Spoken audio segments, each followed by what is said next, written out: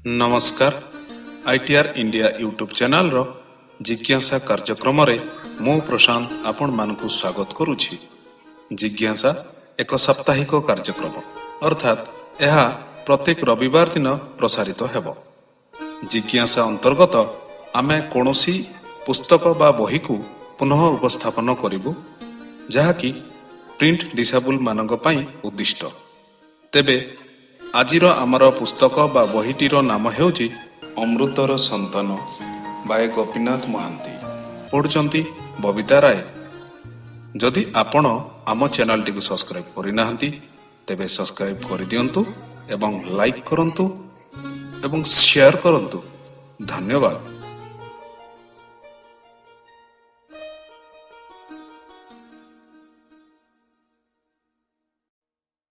नमस्कार ITR India मु बबिता राय। आसंतु पढ़िबा जिज्ञासा अंतर्गत पुस्तक अमृतर संतानर आउ किछि अंश। पृष्ठा 277 भाग 64। एही परा तार ससुर घर मिटिंगा दिउडु साउता भाबुଥାଏ। जबरान करी केही नहीं ताड़ी माड़ी देई ना मनकु ए गाँ आकाश माटी को पिठी आड़े देई पुयु एठा जाई तार घरे पशि नाही। पुयु को से डाकी नहीं खोजी नहीं। से दिनर आलुअर रंगर परी परी दिशुला पुयु आउ विजेता परी दिउडु तार मनटा को जय करी धरी नहीं जाइथिला सुरुबु साउंतार बहु करी ता पाद तले खटेई देबाकू। केबे केबे से विवाह होइथिला। से दिनर स्थान आज भी पड़ी रही तार सूचना नहीं। सेही मनीष से केते बदलिछि से दिनर स्मृति आज से काटे जहाँ सेतेबेले गौरवर टीका परी मुंडरे पिंधि बड़ाई करने को मन कहूला आज से चिया आज से चून काली लुचेले प्राण शांति पाए। से ही घर से ही दुआर से मनीष नहांती पुयूर निजर बोली एठी केही नाई। ए गाँवर ज्वाई बोली लोके थट्टा करती। बुढ़ी बुढ़ी माने भी बंका अंटार हाथ भरा दे थंगे थंगे पचारती आमर पुयु केमिति अछि मने पकाए ना आमको पुओ केमिति अछि पुओ काहापरी होइछि। तार ए राज्य तार जन्मस्थली एडे भीषण अरण्य पातल उपरे ओहलिला परी झुला उपरे उपत्यका उपरे नाना ठाणीर नाना आकारर पर्वत केउ अंधारी तले तार मूल केउ उपरे जाई तार चूड़ा असुरर पाचिरी परी धार धार आकाश रुंधा पर्वत श्रेणी लंबा लंबा माली उपरे चट्टा पतन होइथिबा दमक निबिड़ बण केउ सरु संधिरे तहिंकु बाट तथापि एठी पुयु बढ़ीथिला। लोक आखि अंतराल रे मालर फूल परी एही दांडरे चहल पकई से धूली खेल खेलिथिबो। एमाने ताको चिन्हिथिबे एही प्रकृति ए देशर मयूर जियाद। इच्छा नहेले भी पुणी से दिन गुड़ाक मने पड़े। आपणार विवेक विरुद्ध रे सुधा दिउडु पाए एठी एक प्रकार दखल सत्व मीटिंग भल लागे। पृष्ठा 278। पृथ्वीर गोटे अज्ञात कोण एते विपद मुंडे एड़े भीतर को केही आसंती नाही। परर आखि अंधरर शत्रु परर आखि गंधर शत्रु सबू भल लगे पुणी सबू अड़ुआ हो जाए। पर घरे चोर होई पशिला परी लागे। पुयर श्रुति जेपरिक डाकी पकईछि ए चोर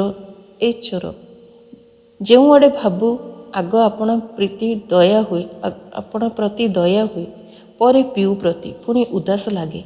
सेही तार बाप घर बस्ती स्पष्ट मने हुए पुयु को से भल पाए नहीं।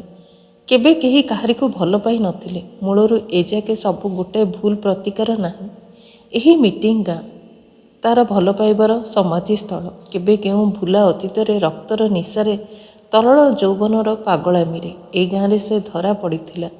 भविष्यत को आशा बंधा झोलाए झोलाए छाड़ी देइथिला तार घर करणार सान नाहाटी। मनीष थाए भाभी बसिले बुझे सबु वृथा। तेणु दिउडु साउता विरक्त होई मंग छाड़ी देइछि। धरा पड़िला पुयु हेला स्त्री। तापरे विशाल जीवन रे दिनु दिन केते झियो से देखिछि। भाबिछि समस्ते पुयुठु सुंदर समस्ते पुयु अपेक्षा उपयुक्त आहुरी। आखिरे देखी अनुभूति रे तौली बाछी बाछिका मन तार बहुत आगकू चली जाइछि। पुयु धतड़ा सेमेटा सुखिला पुयु केते तले रहिलाणी तार स्थान। आज भाभी बसिले ता पछकू होई असंख्य फुलुमे पिओटी सोना दे पिठी आड़ कर रखी नियंती पुयुर छाई को କର୍ତ୍ତବ୍ୟର କଠୋର ବାଟରେ ଜାଗତିଆରେ ରହି ସଲକୁ ଅସଲ ବୋଲି ଭାବି ଅଗ୍ରସର ହେବାକୁ ଚେତାଇବା ପାଇଁ ସୁରୁବୁ ସାଉନ୍ତର ଶୁଖିଲା କାଶ ଆଉ ନାହିଁ। ବାଧରେ ପଡ଼ି ଭୟ ଲାଜକୁ ଡରି ପର ହାତରେ ବାଗେଇ ହୋଇଥିବା ମନର ଗତି ନିଆରା। ବଣ ଭିତରେ ଅମଣିଆ ମାଡ଼ ଚାଲିଥିବା ମନ ନିଆରା। ଗୋଟିଏ ଆରଟା ସାଙ୍ଗରେ ଠିକଣା ହୋଇ ମିଶିପାରେ ନାହିଁ। ପୁୟୁ ବହୁତ ତଳେ, ଅଥଚ ଲୋକ ଦେଖାଣିଆକୁ ଦେଖେଇ ହେବାକୁ ପୁୟୁ ଆଉ ତାର ଅଭିନ୍ନ ପ୍ରାଣ ସବୁବେଳେ ତାହା ମନର ପୁୟୁ। ତେଣୁ ବାଧ୍ୟରେ ମୁହଁ ଫିଟେଇ ହସିବାକୁ ପଡ଼ିବ, ବାଧ୍ୟରେ ମୁଣ୍ଡ ଟୁଙ୍ଗାରିବାକୁ ପଡ଼ିବ। କନ୍ଧ ଯେତେ ସଳଖ ସିଧା ବଣର ମଣିଷ ହେଉ ପଛେ ସେ ମଣିଷ, ଏବଂ ମଣିଷର ନିଜର ଗୁଣ ଆତ୍ମଗୋପନ ପାଇଁ ପ୍ରତାରଣା। ପୃଷ୍ଠା 279। ପୁୟୁ ସହିତ ସମ୍ପର୍କ ଏପରି ବୋଲି, ପୁଣି ସେହି ଗାଁରେ ବିଭା ହେଲା ବୋଲି ପୁବୁଲି ଉପରେ ତାର ମନର ରାଗ ମନ ଭିତରେ ସବୁ ରବେଇ ଖବେଇ ରଖି ବାଧ୍ୟ ହୋଇ ବାହାରକୁ ଦାଣ୍ଡ ଲାଜକୁ ତାକୁ ମୁଖା ପିନ୍ଧିବାକୁ ହୁଏ। କାରଣ ପୁବୁଲି ତାର ଭଉଣୀ ହେଲେ ବି ପୁବୁଲି ଜଣକର ଘରଣୀ। ଦୁଇ ସ୍ୱାଧୀନ ମଣିଷଙ୍କ ଭିତରେ ରୁଷାରୁଷି ହେଲେ ଖାଲି ସମ୍ବନ୍ଧ ଭାଙ୍ଗେ ସିନା, କାହାରି ହାରିବା ଜିତିବାର କଥା ଉଠେ ନାହିଁ। ଦିଉଡୁ ଭାବୁଥାଏ, ଏଇ ଥରକରେ ଶେଷ। ସମାଜରେ ବାନ୍ଧି ହୋଇ ଏହି ଶେଷ ଥରକ ମିଟିଂ ଗାଁରେ ତାର କାମ ତୁଟେଇ ଦେଇ ସେ ପିଠି ବୁଲେଇ ଦେବ। ତେଣିକି ପୁବୁଲିର ଭାଗ୍ୟ, ତାର ଆଉ କି କାମ ଏଠି। କିନ୍ତୁ ଭଲ ଜାଗାଟିଏ, ହଜାରେ ତର୍କ ଜାଲ ମନର ଢାଉଆ ରଙ୍ଗ କଟେଇ ଦେଇ ଆଜି ବି ସେଦିନର ସ୍ମୃତି ଚେଇଁ ଚେଇଁ ଉଠେ। ସେଠି ସେଇମାନଙ୍କର ହେବ ପରା ବଡ଼ ମିଟିଂ ଯେ ସମୁଚ୍ଛା ଗାଁ ବାଟେ ଝଞ୍ଜବତୀ ନଦୀ ସେପାରି ନାଚଣ ପାଟଣା ଯିବା ବାଟ। ଏପାଖେ ପଛକୁ ପଛ ହୋଇ ପର୍ବତକୁ ପର୍ବତ, ବିଖ୍ୟାତ ଲାଉମାଳ ମୁଠା ପୂଜାରୀ ପର୍ବତ ପର୍ଯ୍ୟନ୍ତ ତାର ଧାପ। ସେପାଖେ ସୋଡ଼ାବିଷ ମୁଠା ବାଟେ ରାୟଗଡ଼ର କନ୍ଧମାଳକୁ। ଏହି ମିଟିଂ ସମତଳକୁ ଓହ୍ଲେଇ ପଡ଼ୁଥିବା ଘାଟ ଢାଲୁର ମୁଣ୍ଡ ଉପରେ କିନ୍ତୁ କି ଦୁର୍ଭେଦ୍ୟ କନ୍ଧ ଏଠି ନିଧଡ଼କ।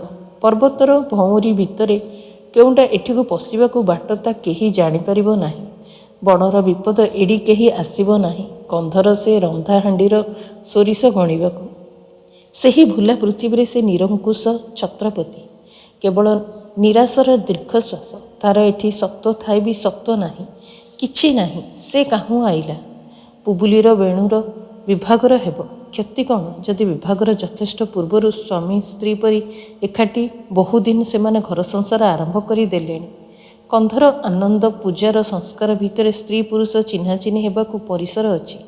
କେତେ ଖୋଜାଲୋଡ଼ା, କେତେ ପରୀକ୍ଷା ଉତ୍ତର ଠିକଣା ପୁରୁଷକୁ ଠିକଣା ସ୍ତ୍ରୀ ଏହି ସଂସାର ଜଙ୍ଗଲରେ ଜୁଟେ। ସେ ସବୁ ପୂର୍ବରାଗ ବିବାହ ପିଞ୍ଜରାର ବାହାରେ। ବିବାହ ନହେଲେ ବି କ୍ଷତି ନଥିଲା। ବିବାହ ପର୍ବରେ ଅଧିକ ବା କ'ଣ ହୁଏ? କିନ୍ତୁ ମଣିଷର ଶେଷ ଦୁର୍ବଳତା ଆତ୍ମାଭିମାନ, ଆତ୍ମସମ୍ମାନ କୌଣସି ଗୋଟିଏ ଜାତିରୁ ଅନ୍ତର ହୋଇନାହିଁ। ସେହି ଗୁଣକୁ ପରିପୃଷ୍ଟ କରି ଆତ୍ମପ୍ରସାଦ ପାଇବା ସକାଶେ କନ୍ଧ ବିଭା ହୁଏ, ଗଦବା ବିଭା ହୁଏ, ପରଜା ବିଭା ହୁଏ। ତାର ବିଭାଘର ଘଟି ସାରିଥିବା ମନର ଯୋଡ଼ର କେବଳ ଗୋଟିଏ ଶସ୍ତା ବିଜ୍ଞାପନ। ପୃଷ୍ଠା 280। ରଘୁ ସାଉନ୍ତା ମୁଣ୍ଡ ଟୁଙ୍ଗାରି କହନ୍ତା, ଗୋଟିଏ ବୋଲି ପୁଅ ମୋର, ତାର ବିଭାଘର ହେବ ନାହିଁ। ଦିଉଡୁ ସାଉନ୍ତା ନାଲି ଆଖି କରି ଗର୍ଜି ଉଠି କହନ୍ତା, କ'ଣ ମୋର ଭଉଣୀ କ'ଣ ପାଦି ହୋଇଛି ଯେ ମୋର ଜାତିର ଟେକ ବୁଡ଼େଇ ଦେଇ ତଳ ଦେଶର ଲୋକଙ୍କ ପରି ରଖୁଣୀ ହୋଇ ରହିବ?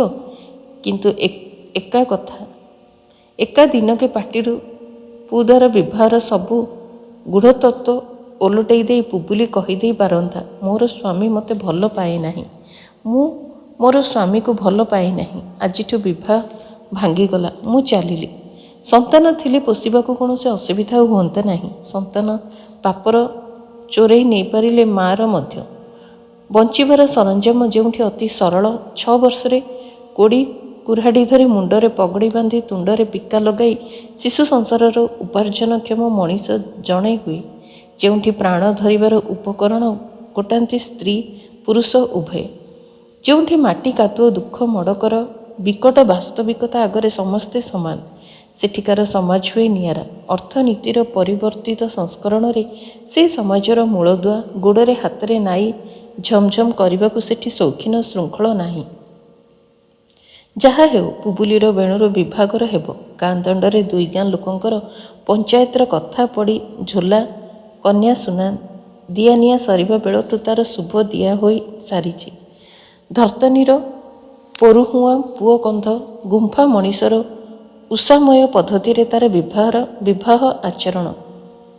ପ୍ରଥମେ କବିଙ୍କର ଅନୁରାଗ, ତାପରେ ଯୁଦ୍ଧରେ କନ୍ୟାହରଣ, ଏକ ପ୍ରକାର କାଞ୍ଚି ବିଜୟ ପରି। ତାହାପରେ ଶୁଭ ବିବାହ। ସମଗ୍ର ହଟ୍ଟଗୋଳ ମଝିରେ ମେରୁଦଣ୍ଡ ପରି ଥାକ ଥାକ ହୋଇ ସଜାସଜି ଘରକରଣା ପାଇଁ ମଣିଷର ଉଦ୍ବେଗ ଓ ଉଦ୍ୟମ। ସେହି ରାତିରେ ସାନ ଭୋଜିଟିଏ ହେଲା। କନ୍ଧ ଭୋଜି ଭାତ ଭଲ ପାଏ। ଉଙ୍ଗା, ମାଂସ ଆଉ କୁଚା, ଶାଗ, ଅଣ୍ଡା ଭାତ ଆଉ ତମ୍ବା ମାଣ୍ଡିଆ ଭାତ ସବୁ ଏକାଠି ମିଶାମିଶି। ଶେଷରେ ମିଟିଂର ଗୁପ୍ତ ଝୋଲାରୁ ଟିଣରେ ଟିଣେ ମଦ। ଉଭୟ କୂଳ ଖୁସି ଥିଲେ। ଅଧରାତିରେ ଚାରିଆଡ଼କୁ ଚାହିଁ ସବୁ ନିଶ୍ଚଳ ନିଶବ୍ଦ ଠଉରେ ବେଣୁକନ୍ଧ ଧୀରେ ଧୀରେ ଘର ଭିତରକୁ ପଶିଲା। ସାହିରେ କେବଳ ନିଶ୍ୱାସର ଶବ୍ଦ। ଥାଇ ଥାଇ ଜଗୁଆଳି କୁକୁରଙ୍କ ପରିଚୟ। ଖାଇ ପିଇ ନିଘୋଡ଼ ନିଦରେ ସମସ୍ତେ। ଅନ୍ଧାରୁଆ ଘର ଦୁଆର ମୁହଁରେ ଧଳା ଧଳା ହୋଇ ଜିକ୍ ଜିକ୍ କ'ଣ ଦିଶୁଛି। ବେଣୁକନ୍ଧ ଠିଆ ହୋଇ ରହିଲା। ଶବ୍ଦ ନାହିଁ। ବୁଲି ପଡ଼ି ବେଣୁ ଯିବାକୁ ଭାବିଲା। ଦେହରେ ବଳ ଥିବାରୁ ସଂଯମ ତାର ବେଶୀ। ବୁବୁଲି ଶୋଇଥିଲେ ସେ ତାକୁ ବିରକ୍ତ କରିବ ନାହିଁ। ପୃଷ୍ଠା 281। ବୁଲି ପଡ଼ୁ ପଡ଼ୁ ଧଡ଼ପଡ଼ ହୋଇ ବୁବୁଲି ଉଠି ଠିଆ ହେଲା। ବେଣୁ ଲେଉଟି ଆସିଲା। ତଣ୍ଟି ବସେଇ ବସେଇ ସାକୁଳେଇ ହୋଇ ବୁବୁଲି କହିଲା, ଭାରି ନିଦ ମାଡ଼ୁଛି। ବେଣୁ ହସିଲା। ଏତେବେଳ ହେଲାଣି ଆଖି କସରା ପଡ଼ିନାହିଁ? ସେହିପରି ଦୁଆର ମୁହଁରେ କବାଟକୁ ଆଉଜି ମେଞ୍ଚା ମେଞ୍ଚା ହୋଇ ବୁବୁଲି ଅପେକ୍ଷା କରି ରହିଛି। ସେହି ବୁବୁଲି ତାର, ଗୋଟାସୁଦ୍ଧା ତାର। ନିଦ ମାଡ଼ିଲାଣି। ଶୋଇନାହୁଁ କାହିଁକି ତୁନି? କବାଟ ମେଲା ଅଛି। ଘରେ କେହି ନାହିଁ। ଘର ଜଗିଛୁ? ବେଣୁ ହସିଲା। ଓହୋ, କେତେ ଝାଳ ବୋହୁଛି। ଘର ବଳେ ଆପେ ଆପଣାକୁ ଜଗିବ। ବଡ଼ ଗରମ ହେଉଛି। ଚାଲ ଆମେ ବାହାରକୁ ଯିବା। ଦୁହେଁ ବାହାରି ଚାଲିଗଲେ। ଝାଳ ଧୂଳି ମଳି ବୋଳା। ଲେଙ୍ଗୁଟି ପିନ୍ଧା ପୁରୁଷଟିଏ। ତାର ରୂଢ଼ ପଡ଼ିଛି ଶତମୂଳ ଗଛର ଡଙ୍କ ପରି। ମୁହଁରେ ମହୁଲ ମଦର ଉତ୍କଟ ଗନ୍ଧ। ଦେହ ପଥର ପରି। ଆଉ ସ୍ତ୍ରୀଟି ହଳଦୀ ଜଡ଼ା ତେଲ ଓ ଝାଳର ପୁଟ ନାହିଛି। ଖୋଲା ଛାତିରେ ବୋଝ ବୋଝ କାଚ ମାଳି, ଅଣ୍ଟାରେ ଖଣ୍ଡେ ମୋଟା ଖଦି। ବାହାରି ଚାଲିଗଲେ। ଡେଣାକୁ ଡେଣା ଖଞ୍ଜିଥିବା ଆକାଶର ଦୁଇ ଚଢ଼େଇ ପରି। ସେମାନେ ଚୋର ତସ୍କର ନୁହନ୍ତି। ରାତିବୁଲା ପ୍ରାଣୀ। କେବଳ ମାଟି ଆଉ ବିଜୁଳି ଗୋଳିଆ ଗୋଳି ମଣିଷ ଦୋଟି। ରୁନ୍ଧା ରୁନ୍ଧି ଘରକରଣାରେ ଯାହାଙ୍କର ସମୟ କଟେଇବାକୁ କଷ୍ଟ ହୁଏ, ଆଉ ମନ କଥା ଖାଲି ଛାତିର ଧୁଡ଼କି ଶୁଣି ଶୁଣି ଡୋଳା ଖୋସିଦେଇ ମିଳନରେ ଏକାତାଳ ପିଟିବାକୁ ଦରକାର ଖୋଲା ଆକାଶ। ତରା ଥାଉ କି ନକ୍ଷତ୍ର ଥାଉ। ଖୋଲା ଭୂଇଁ, ପ୍ରକୃତି, ଝିଙ୍କାରି, ଗୋଟିଏ ଯୋଡ଼ିଆ ଆଉ ରାତିର ଚଢ଼େଇ। ବାଟରେ ବେଣୁ କହିଲା, ଆଉ ଡେରି ନାହିଁ ନୁନି। ଦିଶରେ ଖୁବ୍ ଚଞ୍ଚଳ ଯୋଗ ଦେଇଛି। କାଲି ଆମର ବିଭାଘର ହେବ। ଜିନିଷ ଖଞ୍ଜା ଖଞ୍ଜି, ବାଜା ଆଉ ଭୋଜି କମିକି କାମ। ସେଥିପାଇଁ ଏତେ ଡେରି ହେଲା ପରା। ଯାହା ହେଉ ନୁନି, ସବୁ ମନ ମାଫି ହେଉଛି। ତୋର ଗାଁ ଲୋକେ ମୋତେ ଆଉ ଦୋଷ ଦେବେ ନାହିଁ। ବୁବୁଲି କିଛି କହିଲା ନାହିଁ। କେବଳ ବେଣୁର ହାତ ବୁବୁଲିକୁ ଚାପି ଧରିଲା। ବାଟ ଚାଲିଲା। ଅନ୍ଧାର ରାତିରେ ବଣରେ ନିଆଁ ଲାଗିଛି। ଦୂରରେ ଦିଗ୍ବଳୟ ହୋଲାମୟ କଳା ବିସ୍ତୃତି ଭିତରେ ଉପର ତଳ ହୋଇ ଛକାଛକି ହୋଇ ଗାରଗାର ଆଲୁଅ। ପୃଷ୍ଠା 282। ଝୁଲୁଛି ଲତା ପରି ଡଙ୍କେଇ ଡଙ୍କେଇ, ଲେନ୍ତି ଲେନ୍ତି ଫୁଲ ଫଳ ଓହଳିଲା ପରି। ବଣ ଦେଶର ଖରା ଦିନିଆ ହାବେଳି। ଅନ୍ଧାରରେ ନିଆଁ କେଡ଼େ ଖୁସି ଲାଗେ। ଅଜଣା ଭିତରେ ଜ୍ଞାନର ଧାସ ପରି। ପର୍ବତର ଅବୟବ ଦିଶୁନାହିଁ। କେବଳ ଶୂନ୍ୟ ଶୂନ୍ୟ ନିଆଁ ଦୋହଲୁଛି। କେବଳ ବିସ୍ମୟର ଦ୍ୟୋତକ। ପାଖାପାଖି ତୋଟାର ଗଛ ସବୁ କମ୍ବଳ ଲଦାଲଦି। ମଝିରେ ମଝିରେ ଫାଙ୍କ ଭିତରେ ପାତଳ ଅନ୍ଧାର ତଳ ଉପରେ ହୋଇ ଲମ୍ବି ଯାଇଛି ଗଡ଼ି ଗଡ଼ିକା। ଦୂରରେ ବନରେ ବହଳ ପାତଳ ଘେନି ଏକା କଳା ଅନ୍ଧାରରେ ଭିନ୍ନ ଭିନ୍ନ ରୂପ ଉପରେ ତାର ଝକମକ ଜଳ ଜଳ ଆଲୁଅ ପରି ଛାୟା ପଥ। ଅଧରାତି ଗଡ଼ିଥାଏ। ଝିଙ୍କାରି ଝିଁ କରୁଥାଏ। ଗୋଠ ଖଣ୍ଡିଆ ଜୁଳୁଜୁଳିଆ ପୋକ ଟିକି ମଶାଲ ପରି ଦୂର ବାଟକୁ ତୀର୍ଥଯାତ୍ରୀ ଲଗେଇଥାନ୍ତି। ଉପରୁ ସରସର ହୋଇ ଖଣ୍ଡ ଖଣ୍ଡ ତାରା ଖୁଣ୍ଟି ଝଡ଼ିଲା ପରି ଉଲ୍କା ଖସି ପଡ଼ି ଅଧବାଟରେ ନିଭି ଯାଆନ୍ତି କେଉଁଆଡ଼େ। ସେହିପରି ରାତିରେ ପଥର ଉପରେ ବେଣୁ ଆଉ ବୁବୁଲି ବସି ରହିଥାନ୍ତି। କରକେ ଗାଁ ଚାନ୍ଦର ନିର୍ଭରମୟ ଛବି, ଆଉ କରକେ ଭୂଇଁ ଢାଲୁ ହୋଇ ଚାଲିଯାଇଛି ସେପାଖର ଓହଳିଥିବା ପର୍ବତ ତଳର ପାତାଳର ପେଟକୁ ବୋଲି। ଢାଲୁରେ ଅଳ୍ପ ଦୂରରେ ନିଆଁ ପରି କଲରା ପତରିଆର ଆଖି ଜଳଜଳ କରି ବୁଲି ଲାଗିଲା।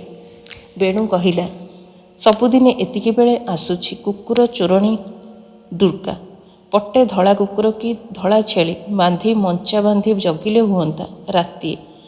ବୁବୁଲି ଆଖି ଢୁଳେଇ ଆସୁଥାଏ। ଚମକି ପଡ଼ି ଅନେଇ ଦେଇ ତାଚ୍ଛଲ୍ୟରେ କହିଲା, ଓ ଏଇଟା? ସ୍ୱର ଶୁଣି ଡୁର୍କା ପଳେଇଗଲା, ଆଉ ବସିଲା ନାହିଁ। କେତେବେଳକ ଦୂର ବଣରୁ ମଡ଼ ମଡ଼ ସାଇଁ ସାଇଁ ହୋଇ ଶବ୍ଦ ଚହଟି ଆସିଲା। ବେଣୁ କହିଲା, ତୋଫାନ ଆସୁଛି, ଚାଲ ଏଥର ଯିବା। ତୋଫାନ ପାଖେଇ ଆସିଲା। ଆଗକୁ ଆଗକୁ ଦେହରୁ ଦେହ ଉଲୁସେଇ ହାବୁକା ହାବୁକା ପବନ। ଝିମିଝିମିଆ ଅନ୍ଧାର ରାତିରେ ତୋଫାନର ଶବ୍ଦରେ ମନ ଭିତରୁ ଦୁର୍ବଳତା ଉଡ଼ି ଉଡ଼ି ଆସେ କେତେ ଅଧା ଶୁଣିଥିବା ବୁଢ଼ୀମା ଗପର କିମ୍ଭୂତ କଳ୍ପନା। ବୁବୁଲିର ମନ ଭର୍ତ୍ତି ଥାଏ। ଶାନ୍ତିର ଅଳସ ଆସ୍ତେ ଆଡ଼େଇ ଦେଇ ହାଇ ମାରି ବୁବୁଲି ଉଠି ପଡ଼ିଲା। ତୋଫାନର ଶବ୍ଦ ପାଖେଇ ଆସିଲା। ବୁବୁଲି କହିଲା, ଏମିତି ଅନ୍ଧାର ଏ ତୋଫାନ ସଙ୍ଗେ ମିଶି ଭୂତ ପ୍ରେତ ବୁଲି ବାହାରିଥିବେ ନା? ବେଣୁ କହିଲା, ବାହାରିଲେ ବାହାରନ୍ତୁ, ଆମର କ'ଣ କରିବେ? ଘର ପାଖ ହେବାରୁ ବୁବୁଲି କହିଲା, ଭାବୁଥିଲି ଗୋଟିଏ କଥା, ମୁଁ ଯଦି ମରିବି ଏ ଅନ୍ଧାର ରାତିରେ ତୋଫାନରେ ଆସି ତୁମର ଘରକରଣା ଦେଖି ଯାଉଥିବି, ତୁମେ କ'ଣ ଚିହ୍ନି ପାରିବ? ବେଣୁଠୁ ହାତ ମୋଡ଼ ଖାଇ ବୁବୁଲି କହିଲା, ଓଃ ନା, ଆଉ କହିବି ନାହିଁ। ଜାଣେ ପରା ତମେ ଚିଡ଼ିବ। ଘର ଭିତରେ ବେଣୁ କହିଲା, ଥିରି ହୋଇ ଶୋଇପଡ଼, କାଲି ପରା ଆମର ବାହାଘର।